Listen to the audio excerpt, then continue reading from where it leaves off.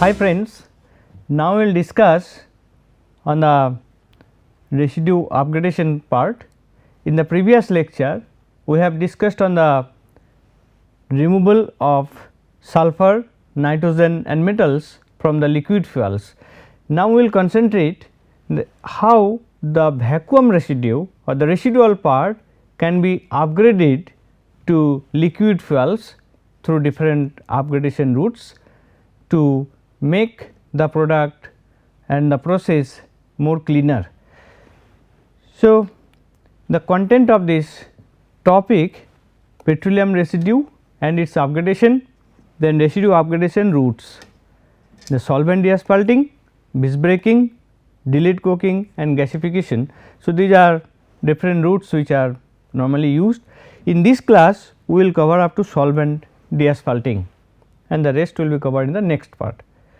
So, now we know that when we process petroleum crude in the atmospheric distillation, it left some residue and then that atmospheric distillation column residue is processed in vacuum distillation column and again vacuum residue is formed.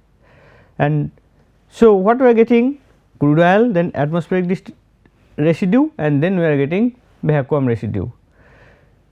So, if we go from crude oil to different residue, then we see the quality is degraded.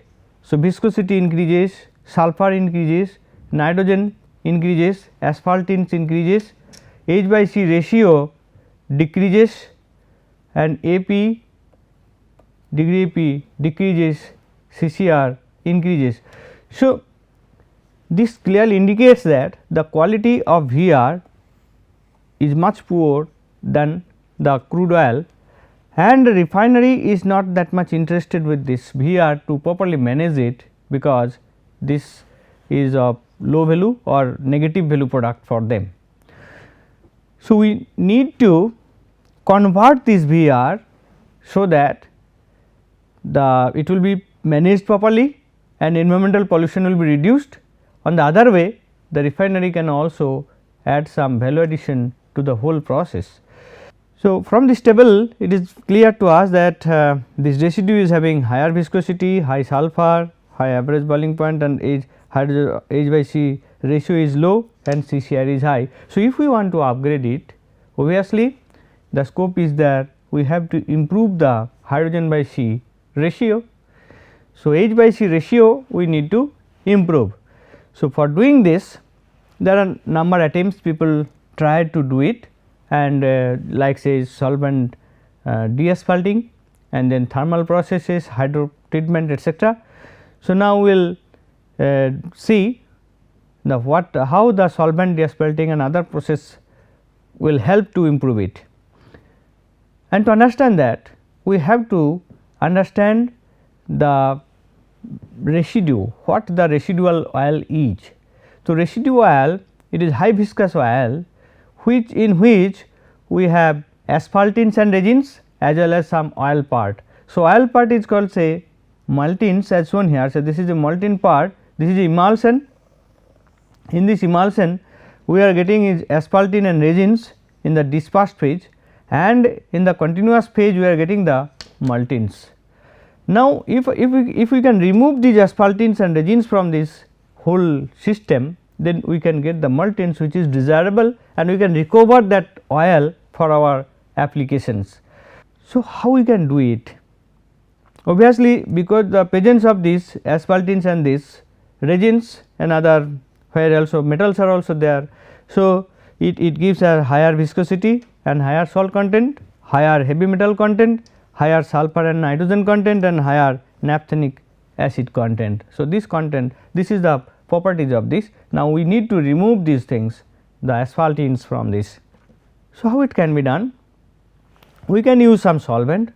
So, that solvent will take these maltins from this whole emulsions and it will be broken and some maltins can come to the solvent. So, that is one way of solvent deasphalting. Otherwise, you can apply thermal heat here.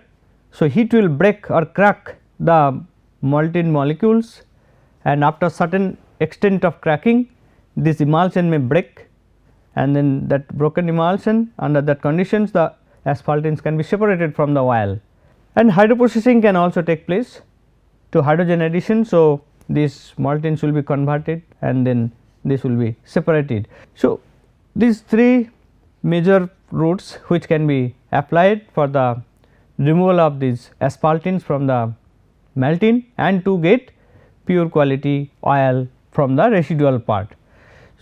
So, on the basis of this, the methods which are developed, one is solvent deasphalting, another is thermal conversion based process, that is cracking and gasification, and hydroprocessing based process, hydrocracking.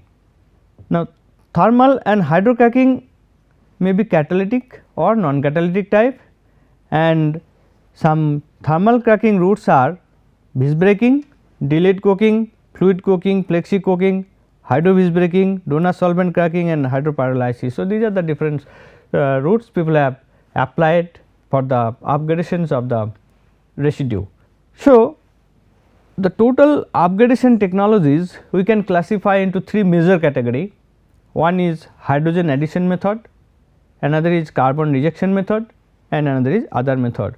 So, in hydrogen addition method we add hydrogen. So, hydro desulfurization and hydrocracking, these are two, and different types of reactors have been used, that is fixed bed, ebullated bed and slurry bed reactor. Now, carbon rejection methods, one is thermal cracking, catalytic cracking and solvent extractions we can apply. So, these thermal cracking, Visbreaking and delayed coking and coker it is mentioned here, and catalytic cracking, FCC, RFCC, residual fuel catalytic cracking, FCC is fluid catalytic cracking, RFCC is residual fuel catalytic cracking, and solvent extraction also, that is rejects carbon. So, carbon rich molecules are settled in the extractor, so and get separated later on.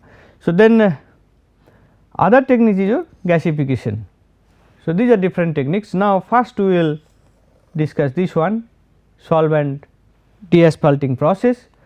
Before that, we see around the world what type of techniques are used, and if we see this figure, coking is mostly used, that is 40.29%, then Visbreaking or cracking say 33.89%, then you see here hydrotreating and then hydrocracking and then deasphalting is 3.62%.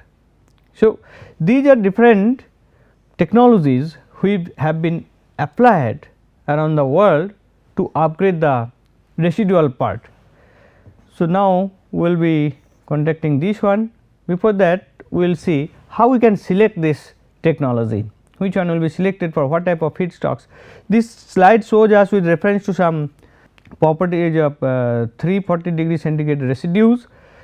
So, various crudes if we take, and then we can measure the nickel and vanadium and we can measure the CCR. So, carbon residue, CCR, carbon residue, condensation carbon residue and nickel and vanadium concentration, both amount can guide us what process will be more suitable. So, if more metal is there, then more carbon is also there, we can go for carbon rejection. So, these are carbon rejection zone, metal is also more and carbon is also more, but if we have carbon is less, metal is also less, we can go for fluid catalytic cracking, and hydroprocessing range are the in between one, more preferable.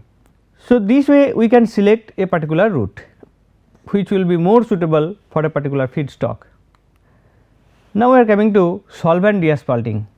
So, the term itself says the solvent deasphalting. So, we will be adding some solvent. So, maltings will come into the solvent and asphaltenes will be separated from the feedstock. So, that is the main objective. So, vacuum residue we are using in the SDA process.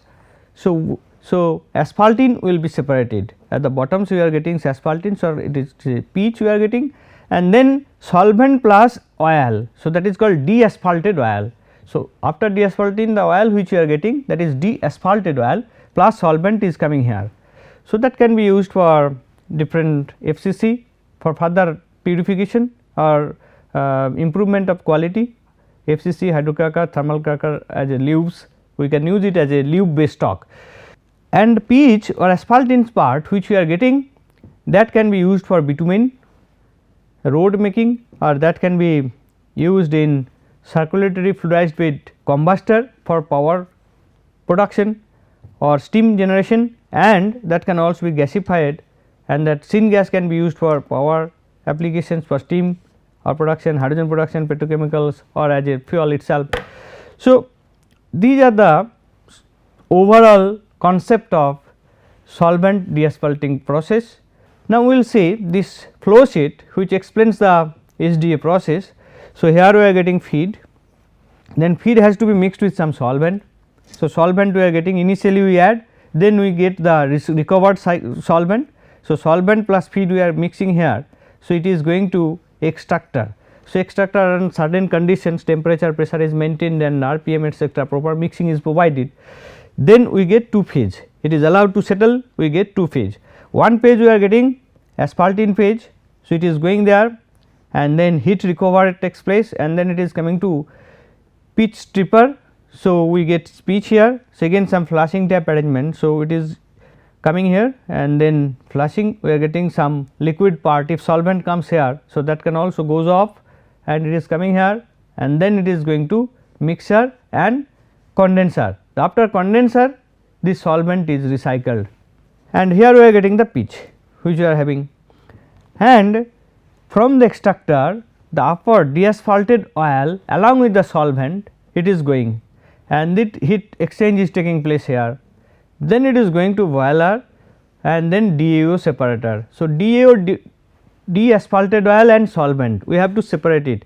Now, solvent has boiling point and deasphalted oil components also have boiling point. So, those are not similar. So, if we apply heat and then the solvent will be in vapor phase, that we can go there and it can mix here and can be added here extractor, and then deasphalted oil along with some solvent it comes, then it will be coming to here. So, deasphalted oil will be separated in the stripper section, and then solvent will also be come through these routes and then it will be recycled.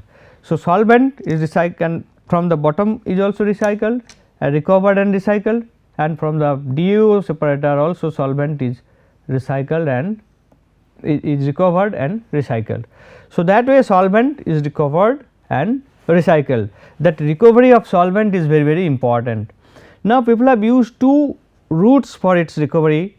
What is use of evaporators sequentials, and then another is the operation separation of solvents at supercritical conditions of the solvent. So, DAO plus solvent, this mixture is heated to supercritical conditions of the solvent, and then solvent is recovered from it, and in that process the efficiency is more.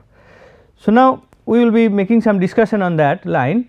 Before that, we will see the properties of the solvent and deasphalting solvents.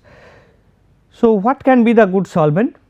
Obviously, the liquid hydrocarbons, low molecular weight hydrocarbons like say propane, it may be butane, it may be pentane.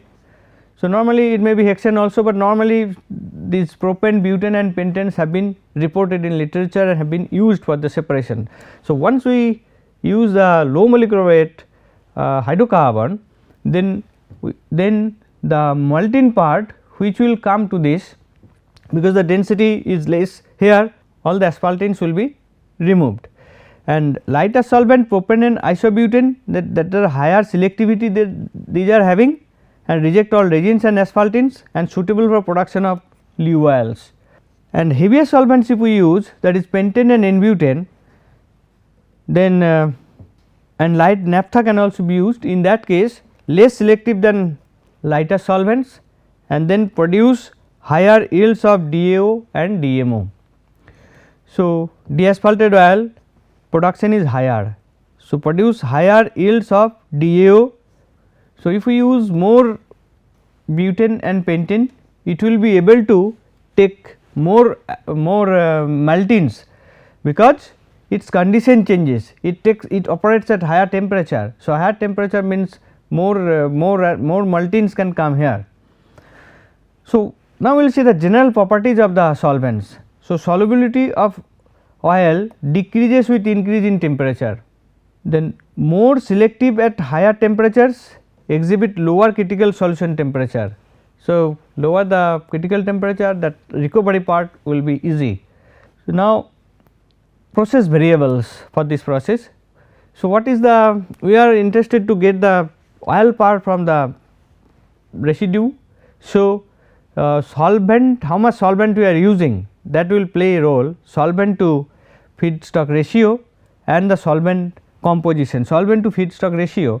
So, selectivity improves by increasing solvent to feedstock ratio at constant DAO yield, and economically we have to optimize it. Obviously, more solvent, more purity of the product we will get, and but we have to optimize about with the economy, and the solvent composition, blends of light hydrocarbon solvent can be used, and then it increased operating flexibility. If we use the blends, then flexibility will increase, and temperature also important, because this temperature gradient will help the transfer of the oil phase from the residue to our solvent. Oil solubility in solvent decreases with increase in temperature, and temperature gradient improves separation between DAO asphalt phases, and pressure also maintained above the vapor pressure of the solvent. Now, we will see the comparison of some solvent and the DAO and the deasphalting process. So, if we have some SR, we have feed, then we have propane, we have propane butane, or we have butane, we have pentane. So, different solvents we are using in the deasphalting process, then we will be getting DAO as well as you will be getting asphaltenes. Then we will see how the properties of DAO and asphaltenes are changing with the variation of these solvents. So, here yield, DAO yield is say 29%, and then we are, when it is propane is used, if we use propane butane 46.8, if we use butane again 67.3, if it is pentane then 82.8. So, with the increase in carbon number, we are getting more DAO, we are getting more DAO, but the same time we will be getting lower quality. So, higher solvent recovery is possible here, higher oil recovery is possible by this way, and then but the quality you see, the API gravity is decreased, here 21, here 16, here 12.1, here 10.3. So, we are getting more oil, but we are compensating, we are compromising with the quality with using higher carbon number in the solvent. So, viscosity also similar way increases, that means more oil is coming to the solvent, and then CCR is also increased, and the oil part which is coming to the solvent are having higher carbon than it. So, that is why CCR is also increased in this case, and sulfur content also increased, because the bottom which is going to the VR, that is coming to the DAO part, that is why sulfur is also increasing. The metal contents is also increased with the increase of the carbon number in the solvent. And if we see the asphaltene, then also softening point, if we see softening point increases, and then penetration point decreases, it is not that soft. So, penetration is not possible in this case, and specific gravity also increases. Why it is? Because more denser particles or molecules are coming to the DAO part with the use of heavier hydrocarbon or hydrocarbon with more carbon number.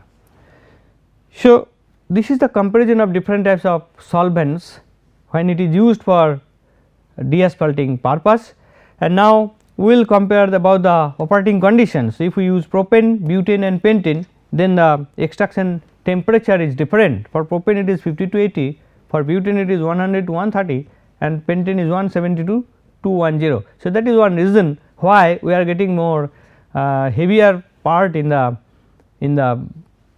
solvent and the DAO part.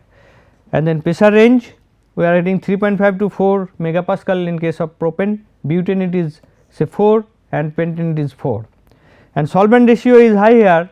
So, butane solvent ratio lesser, pentane is further lesser. So, higher the solvent than the feedstock, higher solvent to feedstock ratio, we will be getting more pure quality product or better quality product. So, that propane when we use, then we can use the feedstock for lube oil based stock production. Then we are coming to solvent recovery. So, evaporative mode and supercritical mode already we have discussed. So, in case of evaporative mode we can use multiple effect evaporator up to 3 stages and series of progressively lower pressure flashes followed by stripping. Just in the flow sheet also we have seen some stripping is there, flashing was there and then stripping was there.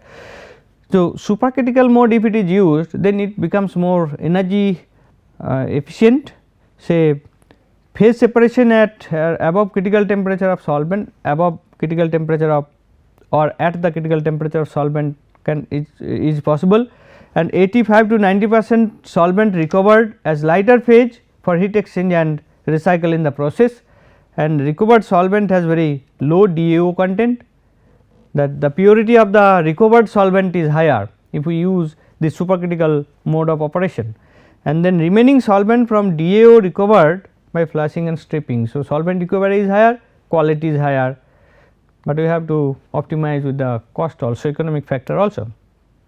Now, we see the comparison of different process. So, if supercritical unit, triple effect evaporator, double effect and single effect. If we use single effect, that is 280 unit say energy cost, and it is double it is 170, triple effect 150 and for supercritical 100.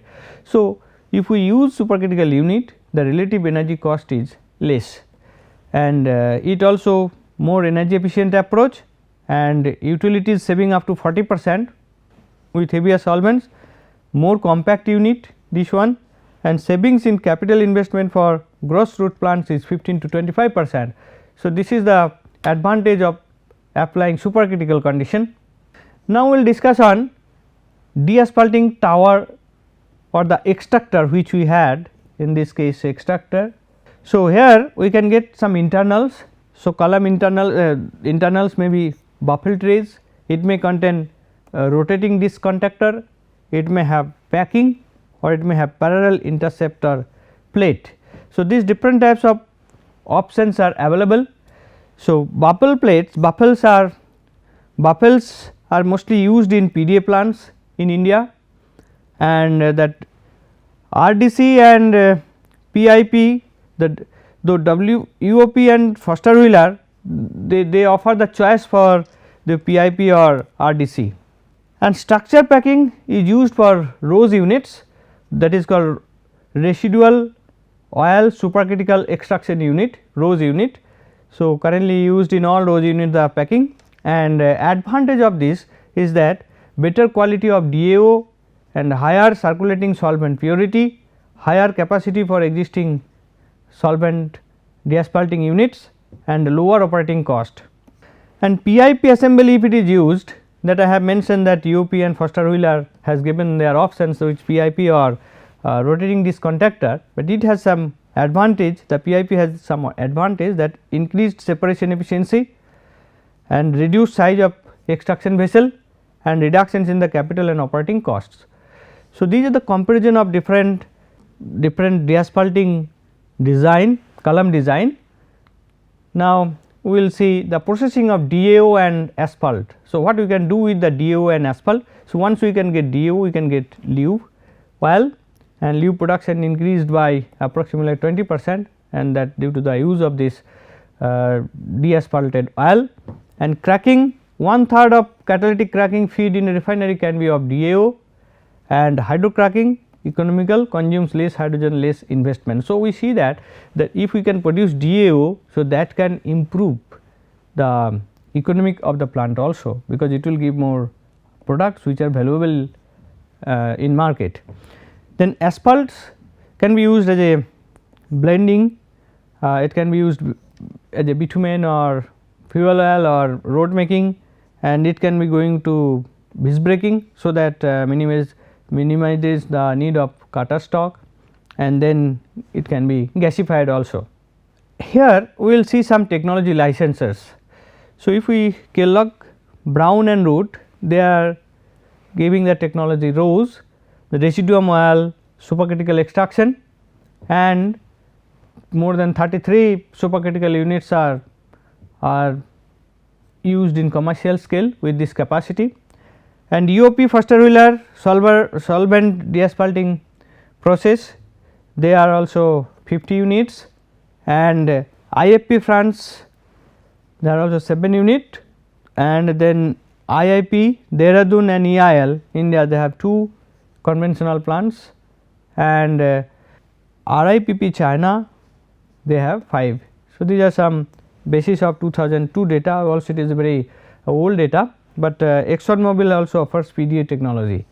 So, in India we are having the conventional PDA technology, and we will see the what that PDA is, propane deasphalting, and propane deasphalting we use the propane as a solvent for the removal of asphaltins from the vacuum residue, or any heavy lube oil base stock can be produced from this process, and cylinder oil can also be produced, and the operating condition is 50 to 80 degree centigrade and 6 to 20 solvent to feed ratio, and pressure more than the vapor pressure of the propane. So, these are the conditions, and we see the HPCL Haldia, IOCL Haldia, CPCL and HPCL, they are producing DAO with this quality, the kinematic viscosity and CCR. So, these values are provided here.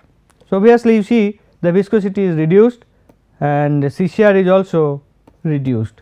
So, by this process, and good amount of DAO is recovered from the vacuum residue, which are cleaner in nature. Now, we see the propane deasphalting status. So, HPCL Mumbai, CPCL Chennai, IOCL Haldia.